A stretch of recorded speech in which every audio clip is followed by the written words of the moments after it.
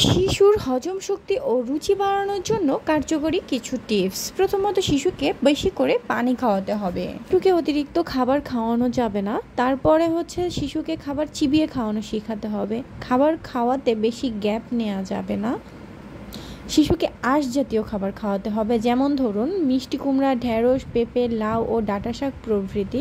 বাহিরের process food বা অতিরিক্ত আটা বা ময়দা দিয়ে বানানো ফুড খাওয়ানো যাবে না। মোবাইল বা টিভি না দেখে খেলাধুলায় আগ্রহ বাড়াতে হবে। প্রোবায়োটিক খাবার যেমন দই, ছানা প্রভৃতি শিশুকে খাওয়াতে পারেন। এই খাবারগুলো হজমে ভালো সাহায্য করবে। এছাড়াও পানির সাথে লেবু বা ভিনেগার মিশিয়ে খাওয়াতে পারেন।